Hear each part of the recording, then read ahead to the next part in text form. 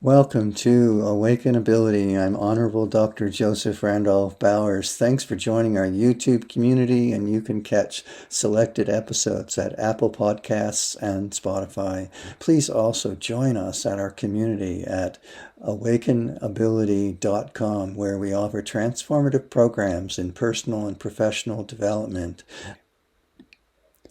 Our episode is to introduce a book that we've published in past, Puoinaq Two Spirit Medicine, Sexuality and Gender Variance, Spirituality and Culture. The book's preface was written by the late Elder Dr. Daniel N. Paul, and we dedicate this episode to his loving memory. First, we'll introduce the book for you. The book description reads, Powerful Medicine, a rare glimpse into sacred sexuality, gender, and identity, honoring an often hidden and beautiful cultural landscape, instructive, accessible, scholarly, relevant, and practical, an insightful contribution to sexuality and gender, gay and lesbian, Native North American and Indigenous studies.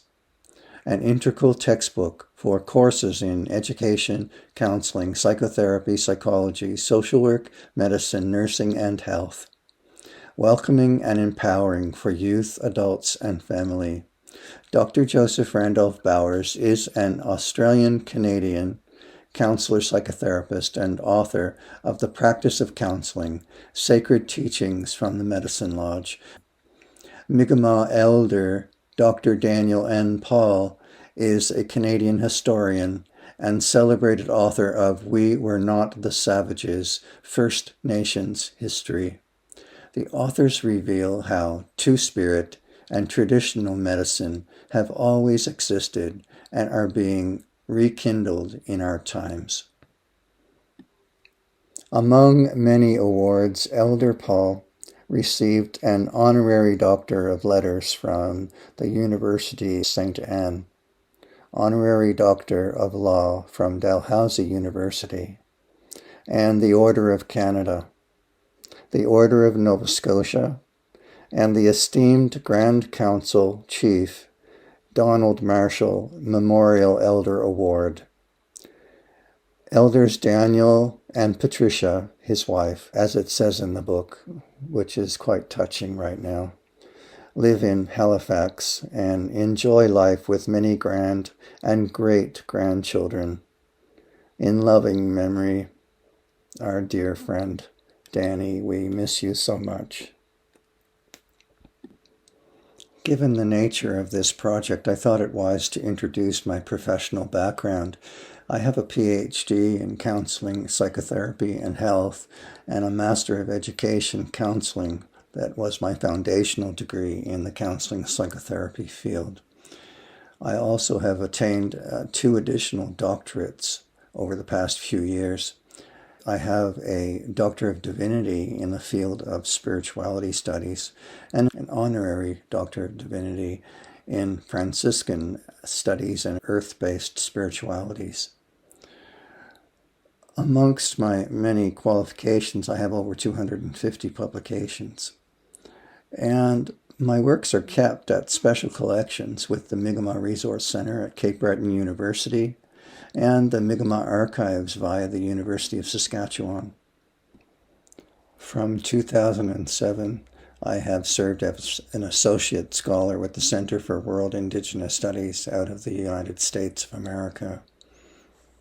My books include The Practice of Counseling, Solitude Awakens, The Heart Forest Mountain Way, Homophobia and Healing, Psychotherapy and Psychology of Prejudice, Mass of Creation, Liturgies and Prayers for All Occasions, Stardust Awakens, From Social Isolation to Finding Your Purpose and Destiny, and a small book we published through the COVID scenario on telehealth clinical services in Australia, how telehealth works, and its effectiveness in the context of specialist counseling, psychotherapy, and behavior support. Also, more recently, we've republished a new edition of Sacred Teachings from the Mi'kmaq Medicine Lodge, and I'm in the process now of recording those readings of the book into an online course and program that will be very lovely for people to attend and to enjoy an author reading and study of the Mi'kmaq teachings from that book. From the foreword, written by the late Elder Dr. Daniel N. Paul, from our book, Puoinaq Two Spirit Medicine. Over the ages, many humans, as they have moved toward what they perceive to be civilized behavior, actually moved away from toleration of the differences of others towards intolerance. Many factors were involved in this transition. However, the development of religious creeds that rejected tolerance and promoted greed for personal enrichment were one of the primary sources of this movement toward the darker side of human development.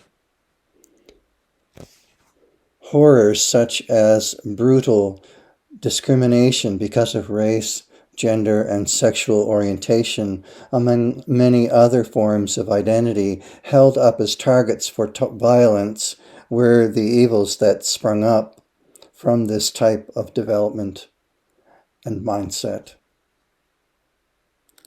As history relates, Europeans in particular were more industrious at developing modes of hatred for the differences of others. Under the guise of spreading what they deemed civilization, quote unquote, and Christianity, quote unquote, they destroyed or badly damaged the civilizations of the Americas, Australia, Africa, and Asia. History shows how they honed and tested their intolerance and inclinations upon each other and on others. Religious wars raged for centuries among European nations. The thirst among the continent's leadership for tools of war to amass great riches and power became insatiable. The most horrific result of this rests with weapons of mass destruction that are fully capable of exterminating all of humanity and all other living creatures, that great spirit endowed upon Mother Earth. Perhaps racial hatred based upon a person's skin color or racial origins was the worst product of European intolerance. Over the past 5 decades, discrimination based on race, gender, and sexual orientation has abated considerably. However, there is still a very long way to go.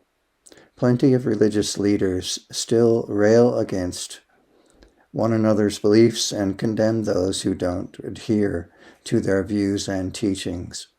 But there are also many among them who now preach conciliation, tolerance, and peace. Today, the more discriminated against group of people are women of the developing world and those whose sexual orientation is not viewed as quote-unquote straight or quote-unquote normal by their country's religious and political leaders. In many countries, women cannot even drive cars and can be killed by stoning for adultery and so on. Homosexual orientation in many of these same countries is considered a capital offense. Much of this status quo can be chalked up to ignorance of what people see as the unknown. When people become knowledgeable, they see they have nothing to fear. In the same way, when you learn about people of any given nation or gender who are not heterosexual, but have the same basic desires for companionship and sexual relations with members of their own sex, you begin to realize that the extended histories of intolerance are largely based in fear of the unknown. Ironically, these individuals with same-sex attraction have been systematically ostracized for centuries by many so-called civilized cultures. Ignorance is the root cause of this situation, says Danny. If people who are indeed ignorant would take the time to inspire and educate themselves about the people that they debase blindly, they would find the self-same aspirations, hopes, and fears are common to all people and quite close to home. We are not that different from each other. But ironic that gender and sexual difference is one of the defining themes of our era, simply because globally, very many cultures now awaken to attitudes of intolerance and knowledge-based support of same-gender love and relationships. Dr. Bowers suggests it is important to remember that we are all deeply relational creatures who need authentic, honest, and open communication. To share our inner world with each other is actually an incredibly complicated process, with all kinds of mishaps and blocks that can prevent transparent and helpful experiences of intimacy. In this context, my use of intimacy does not mean sexualized behavior or energy. Quite the contrary. Healthy human intimacy has very little to do with sexual energy. At the best of times, adults find it often challenging to share their inner world with each other. Add the inherent pressures of childhood growth and development combined with the youthful emergence of independence, and you have a situation that takes a great deal of patience, insight, and genuine loving concern. End of quote. In Two Spirit Medicine, in the book, he says, you will find exploration of this intimate knowledge of humanity's heart and soul, something that we all share, something common to our family and nation. You will be challenged to listen and feel your own trials and tribulations by coming to terms with the life, stories, and experiences of non-heterosexual people living within a largely heterosexual world. In the process, this reflective, scholarly, and deeply traditional inquiry may surprise you, inspire and educate you, and become a powerful companion for you on your path and work in life. Allow me now to address the themes of tolerance from perspectives that may assist the reader in appreciating the nature of this book and the topics offered here. He's titled the next section, Going Deeper in Our Story. It is a pleasure to offer Introduction to Two Spirit Medicine, written by Dr. Joseph Randolph Bowers. I call him Randy. Allow me to begin with a bit of history. When I was born, a registered Indian in 1938 on Shubenacadie Indian Reservation in Nova Scotia, I was not considered a Canadian, British subject. I was a ward of the Crown. As wards of the Crown, we had no civil or human rights in this country. We were not permitted to vote in elections. We could be legally barred by law from public places, such as pool rooms, without cause, and it was illegal for us to buy a case of beer, and so on. And most tellingly, we had very little recourse to law.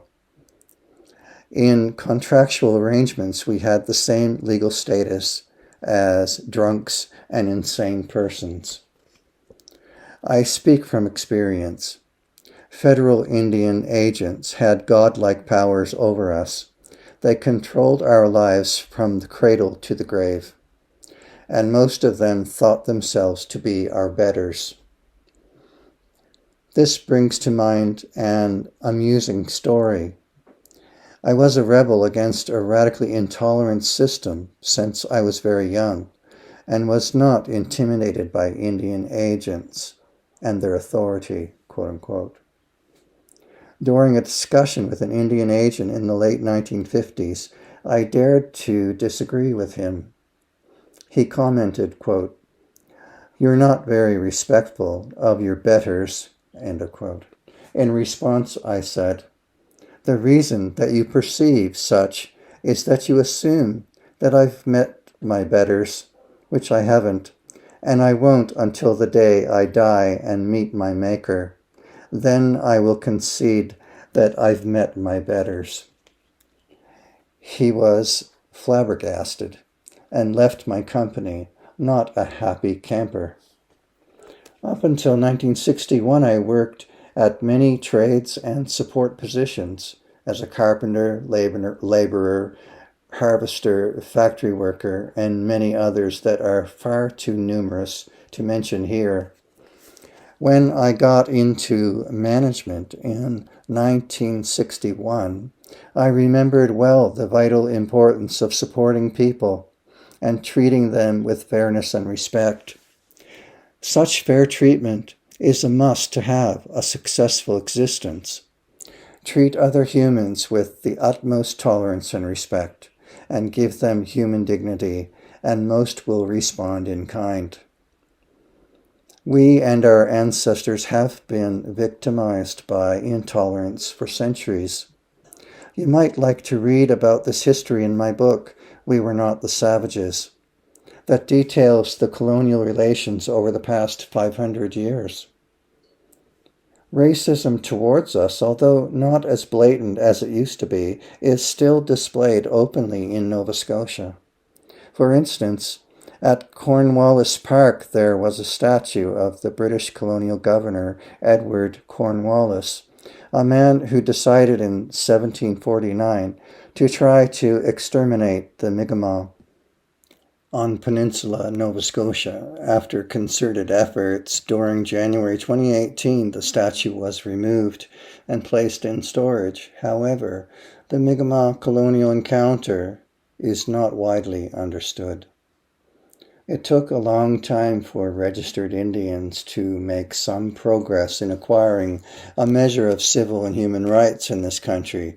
Attitudes are slowly changing, but we still have a long way to go. However, happily, intolerance has been publicly and forcefully addressed to some degrees over the last few decades by some very notable people. Michael Levine, 2011, in Lessons at the Halfway Point, says, quote, "If you don't personally get to know people from other racial, religious, or cultural groups, it's very easy to believe ugly things about them and make them frightening in your mind," end of quote. Levine's advice would, if followed around the world, reduce conflicts among humans significantly. Many things are changed by intolerance, like the way people feel able to gain employment or seek assistance from professionals or move freely or not about the world, access food, healthcare, medicine, and education. The way we learn by experience in society and how we resolve problems as they arise.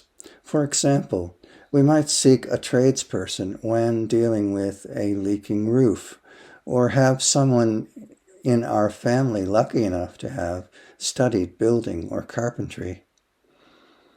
The way we get by and make life better for self and family make for the paths and resources that end up as part of our upbringing. Native people in Canada have had a lack of access. This is the fundamental issue of racism and systemic violence that prevents us getting by, getting an education, and having more choice and control of how we engage in society. I speak from experience. You might look at my titles and see the accomplishments. This was not always the case. On June 13, 2011, I received an honorary diploma from Halifax, Nova Scotia's Community College Institute of Technology. This was an important acknowledgement. In some ways, Randy's tome on two-spirit issues relates to similar treatment that is accorded to two-spirit people that is rooted in intolerance. However you slice this word intolerance, you get the same result. People do not work together for mutual benefit. People divide themselves from others. People might think that they are better than you, but that is an illusion. Randy calls this projecting. It is true.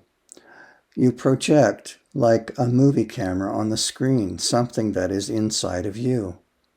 This means that prejudice says more about you than the person you project onto.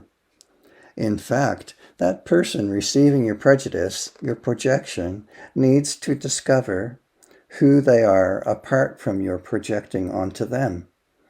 The barriers this creates between people are many.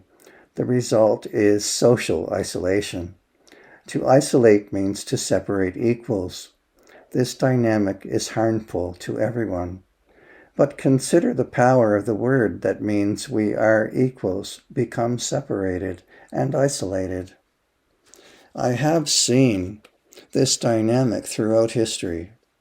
You can read about this in the letters of British colonial leaders, some of who are still upheld in Canada as founders of cities, provinces, or the country.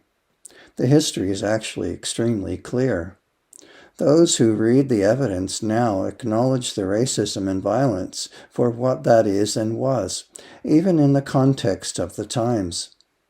Historians in past covered over or sidestepped this truth to save face or deny the truth for the sake of political trends.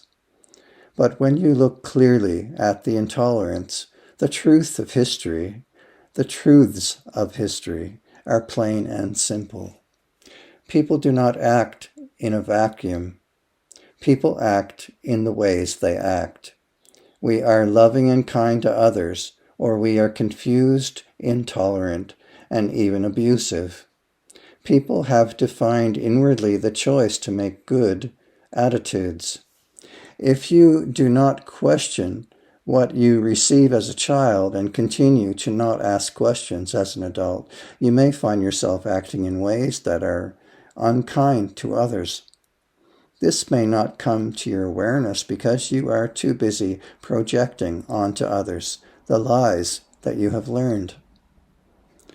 Long before receiving the honorary diploma, I was a student at the same school in early 1970. At the time, I recognized a need for a high school diploma to make career progress. I studied for and wrote my GED exams, consequently acquiring a high school diploma. This was an acquisition that has been a tremendous help in achieving career and life goals. Randy once told me the story of his father, who had a similar experience. He was the eldest of 8, so left school very early to work and support the family with needed income. Like me, much of Joe Bauer's time was spent studying for qualifications at nighttime after a busy day at work. We do what we have to do sometimes to get ahead for the sake of our families. It's quite emotional for me to have read that. Both Danny and my dad are gone, so that's powerful. Dr. Daniel and Paul and his foreword to the textbook Puoinaq Two Spirit Medicine by Joseph Randolph Bowers. The next section is titled About This Book.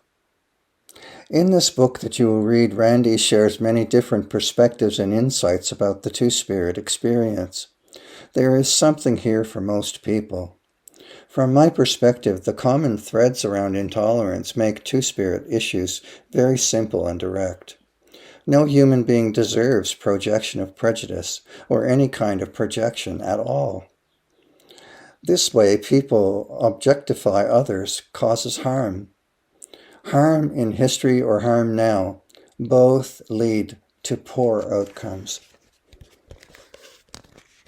Society and family life are best based on tolerance and respect, honor and shared mutual truth. To find the latter, you need the former. You cannot build a relationship without tolerance and respect. This is true in a marriage as much as in a business or a social project. From my perspective as a student of history, there are points of evidence in other North American contexts where documentations can easily be viewed as pointing to the two-spirit gender variant experience. Letters or writings of missionaries, legal documents, or other evidence points to this phenomenon. Randy asked me whether I found this evidence while researching Mi'kmaq history. My response was not yet, but I was not looking for this either. The interesting point was that when future generations of scholarship read the data and search for what might have been overlooked, evidence may come forward. But this is work for the future. If, however, from an historical and sociological view, we ask if there was a likelihood of two-spirit gender variance in Mi'kmaq culture, a more realistic answer leans toward yes. Yes, it is likely that this phenomenon existed in past. It may have been called different things. Randy explores some of the territory in this book, so it is not my place here to discuss further. The point I would like to make is that there is more likelihood than we might first suspect, especially in my generation. The younger generation may take a very different view from us older folks. They may see what they see in their culture or experience as reflected in history.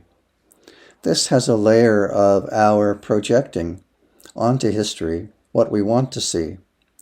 But also, when we question this in realistic ways, history is always a blend of the truth that exists and the truth that we want to see or don't want to see. The key is getting the mix right and actually taking a balanced view. They call this historiography. This is a field that studies the decisions and reasons for how history is written, discussed, and co-created in each generation. We Native people need to take part in this discussion and to influence outcomes that provide for our unique perspective on history. When it comes to two-spirit, or what are the elements of this, we see gender differences and we see sexuality differences. We know from sociology these happen across all cultures around the world. In most cases, indigenous cultures are more open to variations than cultures dominated by religious or overarching philosophies. Indigenous cultures tend to take a more inherent view of human experience. In other words, we allow what emerges in personal experience and in nature.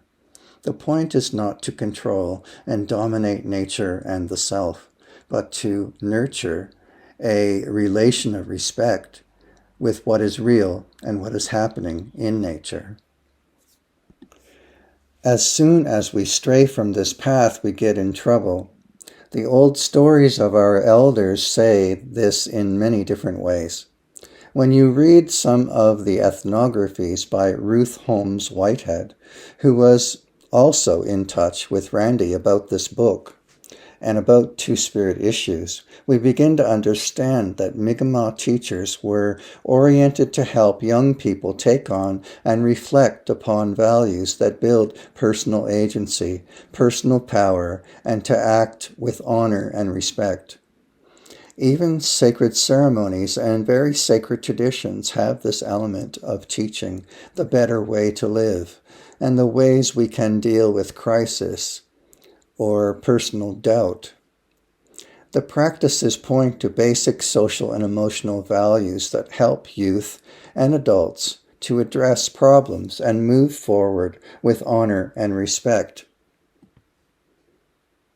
From our current views across science and historiography, we know that there are many issues that are covered over by the values of people who wrote the histories. We know, for example, how this affected women's rights in European cultures around the world. We can reread the history, and in certain times and places there may not be any mention of women beyond their legal or economic value and status. It may read like counting sheep or cattle. Arguments may arise between men who fight or own a woman. During whole periods of European history, this may be the case, and women's writing that survived may remain quite rare and precious.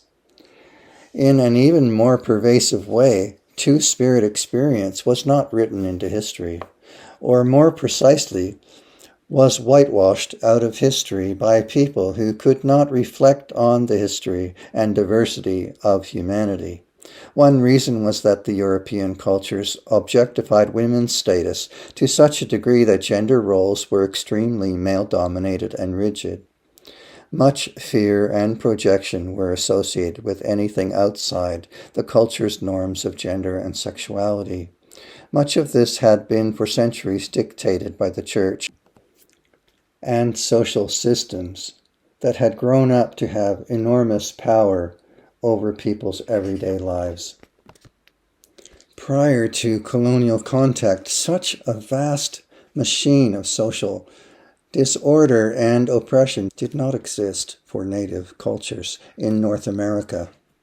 Psychologists actually call the social conditions of disorder and oppression a form of mass psychosis or a macro psychosocial disorder.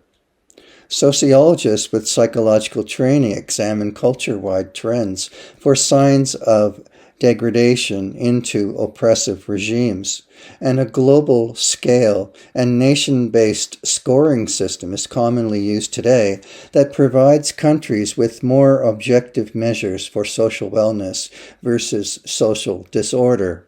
Therefore, it is not that far-fetched to look at colonial histories and actually quite fairly and objectively assess the status quo in social relationships.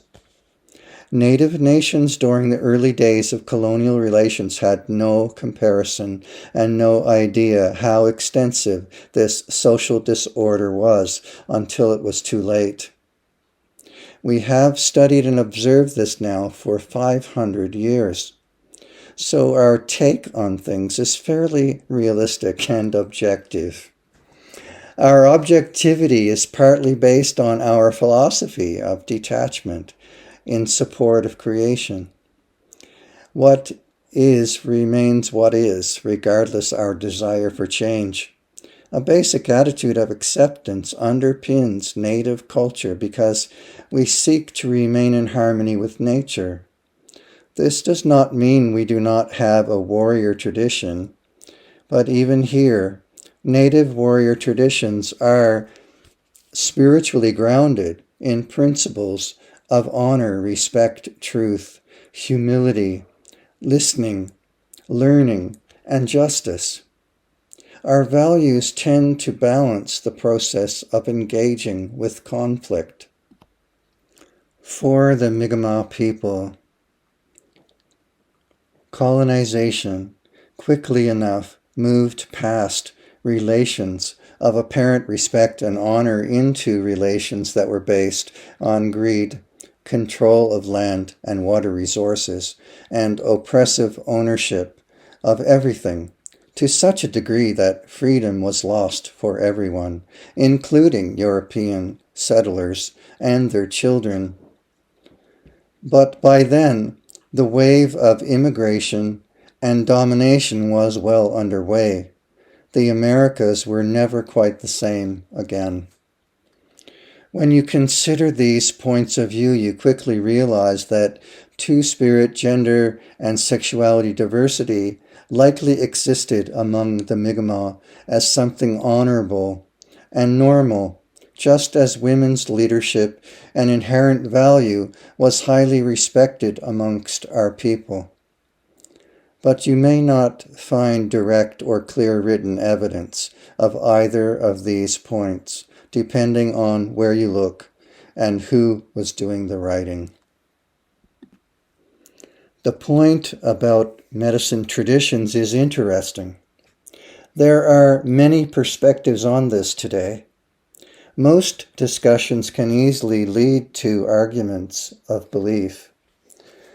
But the point is that this may always have been the case. We know that there were medicine keepers, wise women, wise men, solitary individuals, people who studied herbal lore and kept a store of medicines. We know that there were others who specialized in crafts, practical skills, hunting, or gathering. There were those who carried knowledge of the seasons. Again, a degree of everyday caution rests around medicine keepers, because in one sense, their knowledge of herbal lore or spirituality was different from other people.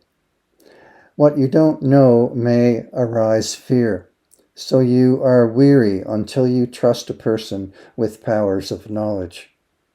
This is a natural human process and speaks to the trusted place that medicine keepers held within the culture.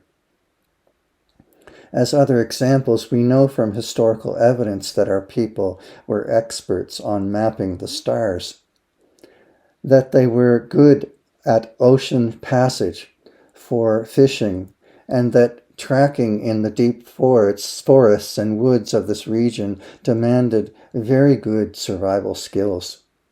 There is so much we have lost. It is not far-fetched to imagine that we have lost a small minority of individuals whose specialization included gender variance and sexuality diversity, some of whom were medicine keepers. It is not far-fetched to imagine some of these people having same-sex relationships or marriages. It is not far-fetched to imagine certain individuals attaining a high degree in the arts of their choosing.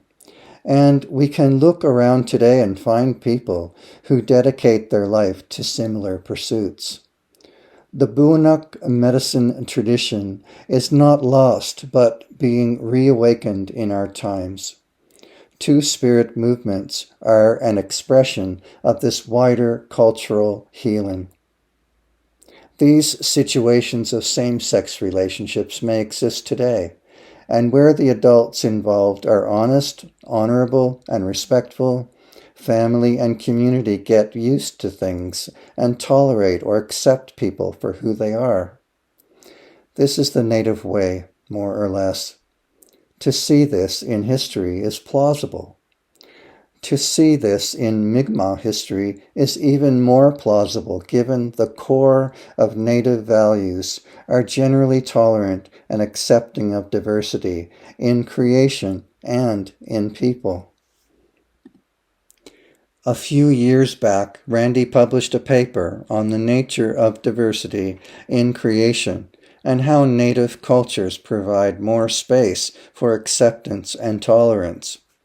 He's quoting a 2007 paper. This is not a new area for contemporary studies.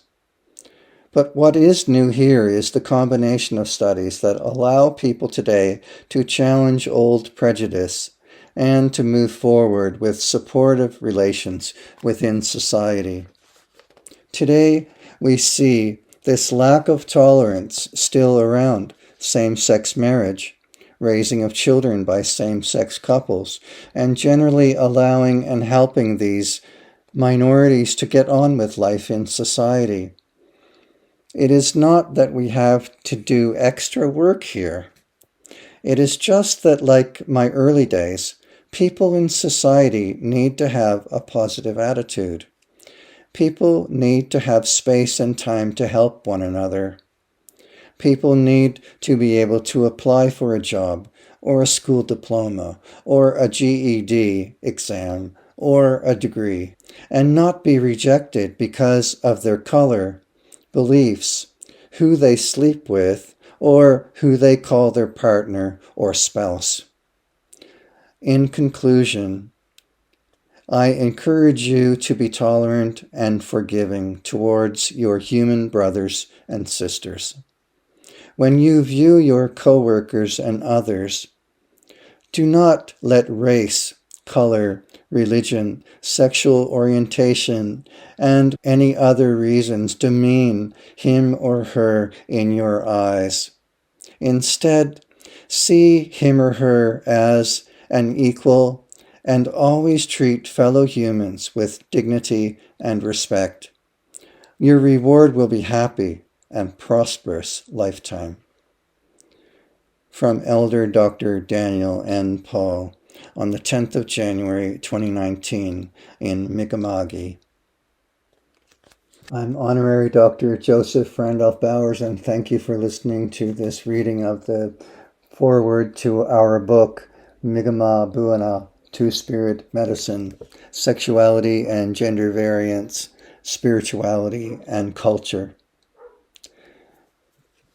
The reading was the writing of the late Elder Dr. Daniel N. Paul, to his beautiful and loving memory. Thank you for joining us on Awakenability. For more insightful conversations and exclusive content, subscribe, please. Like and hit that icon bell, which will give you your notifications when we publish new content. Explore innovative courses and personalized consultations, coaching, and psychotherapy at awakenability.com. Thank you so much for your time.